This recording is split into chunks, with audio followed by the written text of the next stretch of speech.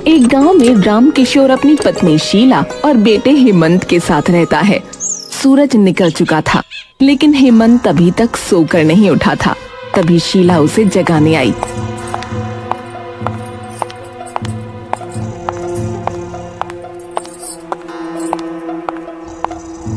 अरे ओ लाड साहब, तो समय पर क्यों नहीं उठता है? 25 साल का हो गया है, कुछ ना कमाता।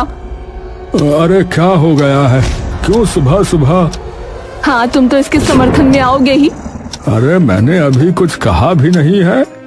अपने लाडले बेटे से कुछ क्यों नहीं कहते हो कि कुछ काम करे? अरे अभी किसी को भी नौकरी नहीं मिल रही है भैया। ठीक है, मैं उठ गया हूँ। अब आप दोनों आपस में झगड़ा मत करो बस। बेटा, तेरी माँ सही ही तो कहती है, तुझे कुछ ना कुछ काम करना चाहिए। ठीक है, मैं कोई काम देखने जा रहा हूँ। हेमंत घर से बाहर चला गया।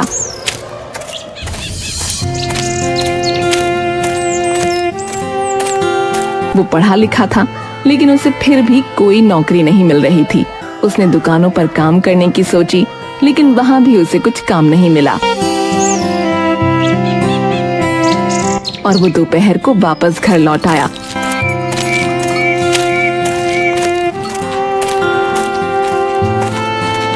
आ गया, नौकरी मिली? नहीं। मैं पहले से जानती थी कि यही हुआ होगा। चल बैठ, खाना लाती हूँ। ठीक है। शीला उसे खाना लाकर देती है।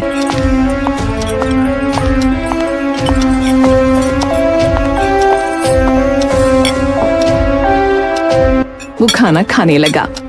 वैसे बेटा, मैं कह रही थी कि तुझे नौकरी तो नहीं मिलती, लेकिन खाते हुए शर्म तो आती होगी। हेमंत के पास कोई जवाब नहीं था। वो खाते हुए रुक गया और उसकी आंखों से आंसू बहने लगे। काश मेरी माँ मुझे छोड़कर नहीं गई होती, लेकिन वो बाढ़ मेरा सब कुछ लूट कर ले गई। हाँ हाँ, बहुत कर लिया माँ को याद। तभी वहाँ राम किशोर आ गया।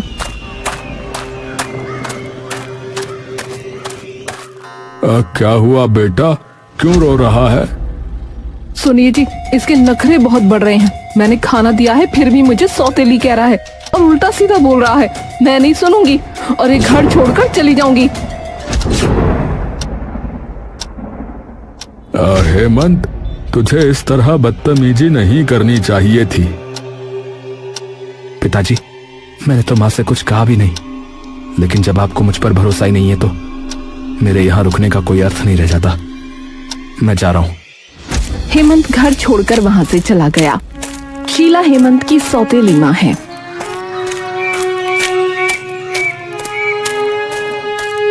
क्योंकि उसकी खुद की माँ नदी में डूबकर इस दुनिया से चली गई थी, इसलिए उसे अपनी माँ की बहुत याद आ रही थी। वो सड़क पर ऐसे ही चला जा रहा था और चलते चलते एक जंगल में पहुँच गया और थक कर एक पेड़ के नीचे बैठ गया। न जाने मैं घर से कितना दूर निकल आया हूँ। अब कुछ देर यहीं आराम कर लेता हूँ। हेमंत वहीं सो गया।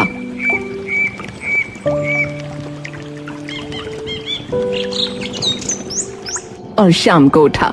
उसके पास एक बूढ़ी महिला बैठी हुई थी, जिसे देखकर वो चौंक गया।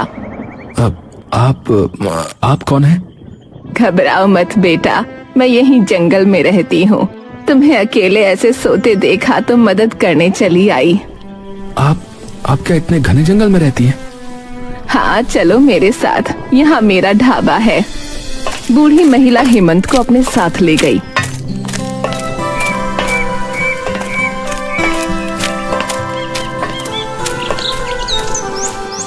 बेटा, ये मेरा ढाबा है। मैं यहाँ सभी को रोटी सब्जी खिलाती हूँ और अपनी पूर्ति करती हूँ।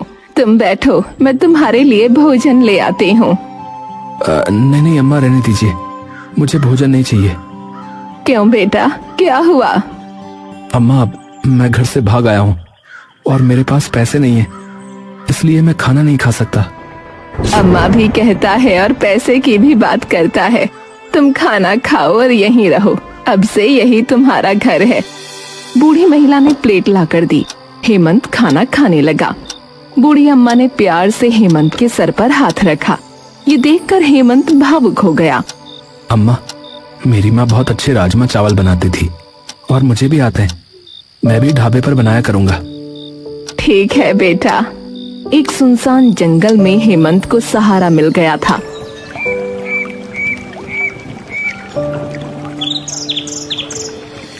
हेमंत ने सुबह उठकर राजमा चावल बनाए और ग्राहकों के आने का इंतजार करने लगा, लेकिन दोपहर हो गई थी और कोई नहीं आया। हेमंत उदास हो गया और अम्मा से पूछा, अम्मा, यहाँ कोई आ क्यों नहीं रहा है?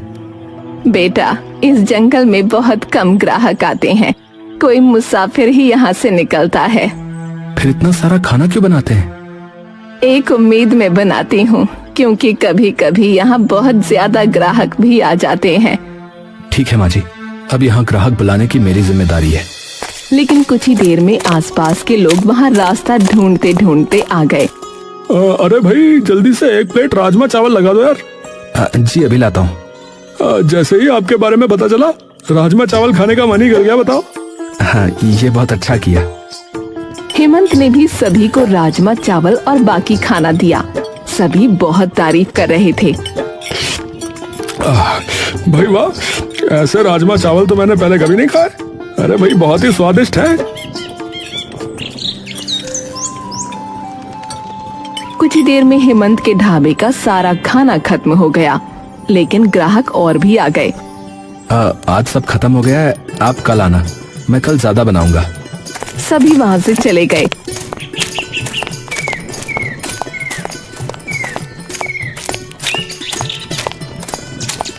हेमंत ने आज के कमाए हुए पैसे की तरफ देखा तो वो बहुत खुश हो गया, क्योंकि उसने पहली बार पैसे कमाए थे।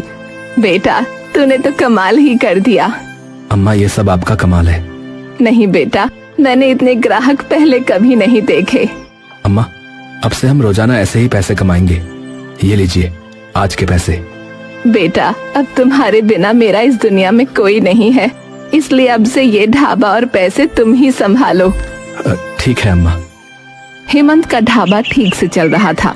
कुछ ही महीनों में ढाबा बड़ा बन गया और उसने सोनू मोनू को भी मदद के लिए रख लिया। अब हेमंत पहले से कुछ अमीर हो गया था, लेकिन वो सभी की मदद करता था और बचा हुआ खाना गरीबों में बांटता था। ऐसे ही दिन बीत रहे थे और फिर एक दिन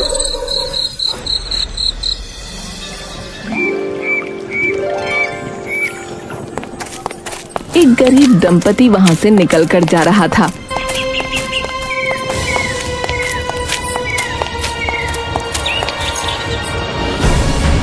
जी रुकिए। हाँ बेटा। शायद आपको बहुत तेज भूख लगी है। हाँ बेटा। लेकिन हम नहीं खा सकते हैं, ऐसा कहकर दोनों आगे चल दिए। देखिए, हमारा ये नियम है कि यहाँ से कोई भी भूखा नहीं जाएगा। बहुत अच्छी बात है बेटा, लेकिन हमारे पास पैसे नहीं हैं। अब आपको पैसे देने की कोई आवश्यकता नहीं है। हेमंत ने उनको खाना खिला दिया। तभी हेमंत को उस व्यक्ति के माथे पर एक रोशनी दिखी, लेकिन उस रोशनी को सिर्फ हेमंत ही देख सकता था। क्षमा कीजिए, लेकिन मुझे लगता है कि आपके साथ धोखा हुआ है। क्या? तुम ये कैसे जानते हो? वो एक राज की बात है। तभी वहाँ बूढ़ी अम्मा आई।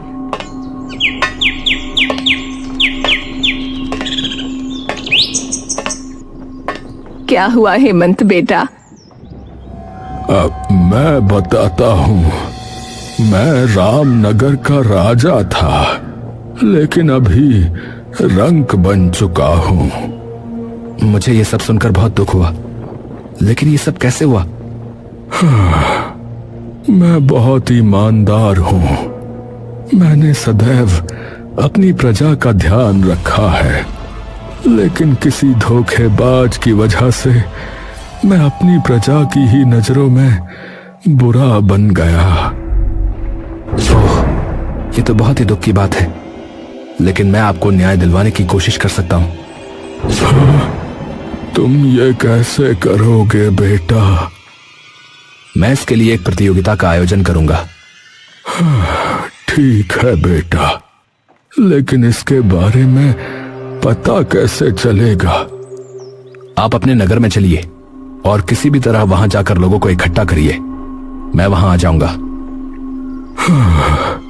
ठीक है, लेकिन अब उस जगह जाने की मेरी हिम्मत नहीं होती, क्योंकि कल तक मुझे बहुत सम्मान देने वाले लोग अब समझते हैं कि मैं न्यायप्रिय और ईमानदार राजा नहीं हूं। आप बेफिक्र रहिए, सब सही हो जाएगा।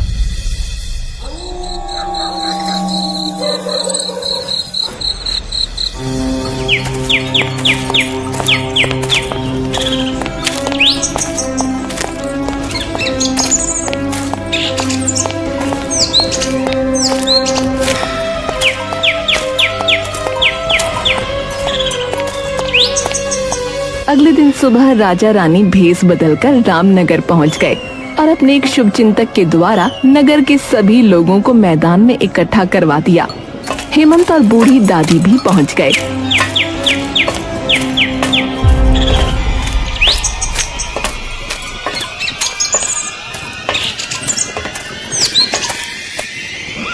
मेरी आज्ञा के बगैर तुम सब क्यों इकट्ठे हुए हो? पता नहीं महाराज, ये सब यहाँ क्यों आए हैं? इन सभी को मैंने यहाँ बुलाया है। कौन हो तुम? पहले कभी इस नगर में नहीं देखा? जी मैं राजमा चावल वाला हूँ। अपने राजमा चावल बेचो ना, यहाँ क्यों भीड़ इकट्ठी की है? खेल दिखाने वाले मदारी हो क्या? जी मैं आपके नगर में एक राजमा चावल की प्रतियोगिता कराने आया हूँ। इसमें क्या होगा? मेरा ऐसा मानना है कि जो सबसे ताकतवर है वही प्रतियोगिता कर सकता है। इस बात से क्या आशा है तुम्हारा? जी ये जादुई राजमा चावल हैं। इनको सिर्फ सबसे बलशाली व्यक्ति ही खा सकता है, इसलिए मैं नगर नगर उस बलशाली व्यक्ति को ढूंढ रहा हूँ। नगर के सभी लोग ये देखकर अचंभित थे। राजा रानी भीड़ में छिपे रहे। मंत्री ने उत्सुकतावश हेमंत से पूछा, अच्छा ये बताओ कि तुम ऐसी प्रतियोगिता क्यों कर रहे हो? मैं दूर नगर से आया हूँ। मुझे मेरे राजा साहब ने भेजा है। उनकी पुत्री के विवाह के लिए ये प्रतियोगिता हो रही है। ये सुनकर मंत्री और सैनिक ने एक दूसरे की तरफ देखा और मुस्कुराए। तुम इन गरीबों में बलशाली व्यक्ति ढूंढ रहे हो? जी मैं कुछ पहले प्रतियोगिता हमसे प्रारंभ करो। जी ठीक है मंत्री जी। हेमंत ने पतीलों से 2 प्लेट राजमा चावल निकाले और मंत्री और सैनिक को खाने को दिए। मंत्री और सैनिक बहुत खुश थे, क्योंकि दोनों मन ही मन राजकुमारी से विवाह और साम्राज्य का मालिक बनने का सोच रहे थे। नगर की प्रजा भी प्रतियोगिता के परिणाम का इंतजार कर रही थी। ये प्रतियोगिता मैं ही जीतूंगा, क्योंकि मुझसे अधिक बलशाली यहाँ कोई नहीं है। मैं भी जीत सकता हूँ, और मेरे बारे में आप जानते भी हैं। हाँ हाँ देखते हैं। हाँ, ये सब क्या है? ये क्या हो रहा है? हे राजमा चावल वाले, तूने हमें क्या खिला दिया है? मुझे भी ये सब हो रहा है। ये सब कहाँ से आ रहा है? जो हमने गलत किया है वो सब कैसे दिखाई दे सकता है? हाँ, ये राजमा चावल खाने से सभी के अच्छे और बुरे कर्म उसके सामने तुरंत आ जाते हैं। अगर तुम्हारे सामने ये सब आ रहे हैं तो अवश्य तुमने कुछ बुरा किया है। मुझे बहुत डर लग रहा है, मुझे इससे बाहर निकालो। मैंने तो पहले ही बताया था कि मैं किसी बलशाली व्यक्ति को ढूंढ रहा हूँ। वहाँ उपस्थित सभी लोग आश्चर्यचकित हो गए और आपस में जादुई राजमा चावल के विषय में बात करने लगे। राजा और रानी भी भीड़ में खड़े होकर बहुत खुश थे, क्योंकि उनको विश्वास था कि राजमा चावल वाला अब उनको न्याय दिला पाएगा। ये सब मुझे जो भी दिख रहा है, ये मुझे मार डालेगा। मुझे इससे बाहर निकालो। इससे बाहर निकलने का एक ही रास्ता है कि तुमने अभी तक जो भी पाप किए हैं उसका प्रायश्चित कर लो और सभी को बता दो। ठीक है, बताता हूँ। वैसे भी मैंने जो भी किया है वो सब मेरी आंखों के सामने चल रहा है। मंत्री के साथ सैनिक भी अपने पाप को प्रजा के सामने स्वीकार करने के लिए तैयार हो गया। मैंने एक बार पाप किया है कि देवता जैसे राजा को अपराधी बना दिया। तुमने ये सब कैसे किया, ये भी बताओ।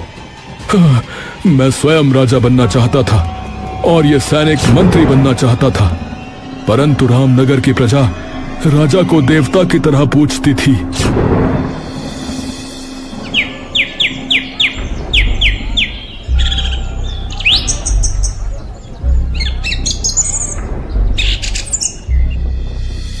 दोनों का अपने अपने लक्ष्य तक पहुंचना मुश्किल है। क्यों मंत्री जी? अरे मंत्री तुम्हें बनना है। हाँ, मैं वर्षों से मंत्री बनने का इंतजार कर रहा हूं। रामनगर की जनता हमें कभी स्वीकार नहीं करेगी, क्योंकि राजा साहब उनके लिए भगवान है। फिर हमारा सपना कैसे पूरा होगा? हमें कुछ तो करना पड़ेगा।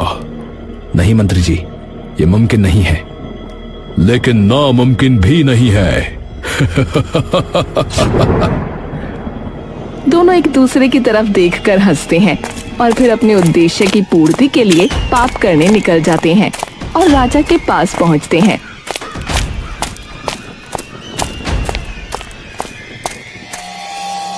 तुम सैनिकों के साथ अनाज, कपड़े, आवश्यक औषधि को ले जाओ और सभी को बांट दो।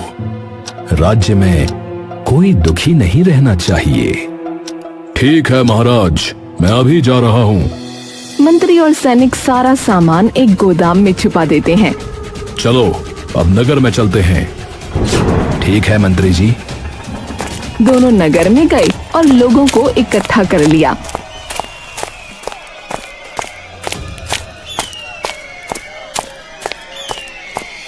मुझे बहुत दुख है ये बताते हुए कि महाराज ने बुलवाया है कि वो अब आपका ध्यान नहीं रख पाएंगे। इस बार आपको महल से कोई भी सहायता नहीं मिलेगी।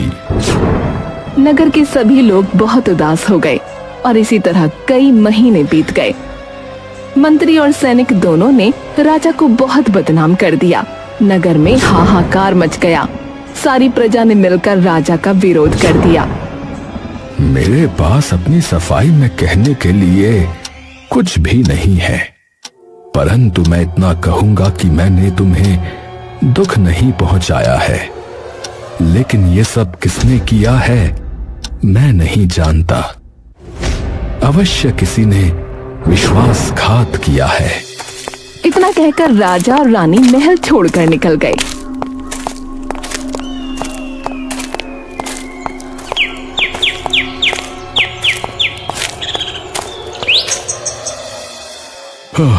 मैं आप सभी से क्षमा मांगना चाहता हूँ। तभी भीड़ से राजा रानी निकल कर आए और मंत्री से कहा, मंत्री, तुम्हें अपनी भूल का एहसास हो गया है, इसलिए मैं तुम्हें क्षमा करता हूँ। हाँ मंत्री, तुमने लालच में आकर गलती की है, लेकिन हम तुम्हें क्षमा कर रहे हैं। आगे से जनता को कोई कष्ट मत पहुँचाना। मंत्री और सैनिक ने एक दूसरे की तरफ इशारा किया और फिर दोनों ने अपनी तलवार निकाल ली।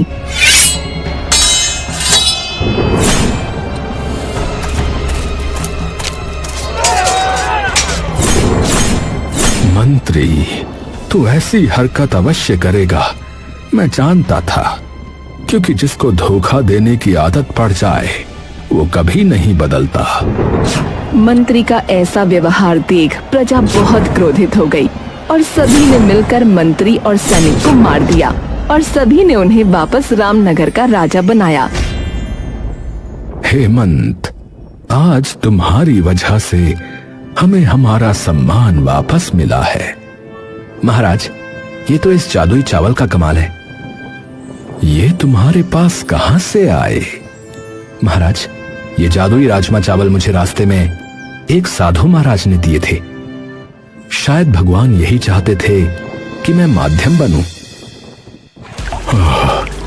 कोई मेरी सहायता करो। बाबा, आप चिंता ना करें, इन दुष्ट घड़ियालों को मैं देखता हूं।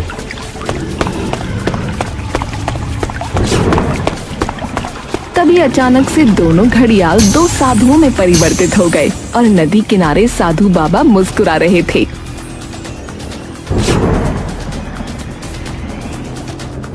अचंभित मत हो हेमंत, ये तुम्हारी बुद्धिमत्ता और शौर्य की परीक्षा थी जिसमें तुम उत्तीर्ण हुए हो। ये दोनों मेरे ही शिष्य हैं। बाबा, ये क्या लीला है? मैं वास्तव में परेशान हूं। हम सब जानते हैं वत्स, तुम चाहो तो कोई भी वर मांग सकते हो। नहीं बाबा जी, मैं कोई वर धारण कर घमंड का भागी नहीं बनना चाहता। अति उत्तम। हेमंत, इस पोटली को लो। इसमें कुछ जादुई चावल हैं और साथ में कुछ जादुई राजमा। इन्हें अपने साथ रखो। अब लेकिन बाबा, ये भला मेरे किस काम के? ये समय आने पर तुम्हें स्वयं ज्ञात हो जाएगा वत्स। तुम्हारी परेशानियों का हल यहीं से होगा। इस तरह मुझे ये राजमा चावल मिले थे जो आज इस राज्य के काम आए। बहुत अच्छा। मैं तुम्हें राज दरबार में ही रखना चाहता हूं। ठीक है महाराज, बूढ़ी अम्मा भी मेरे साथ रहेंगी। ठीक है बेटा। हेमंत का जीवन सुधर गया। अब बूढ़ी अम्मा भी उसके साथ राज दरबार में रहने लगी और राजमा चावल की वजह से रामनगर एक बार फिर से खुशहाल हो गया।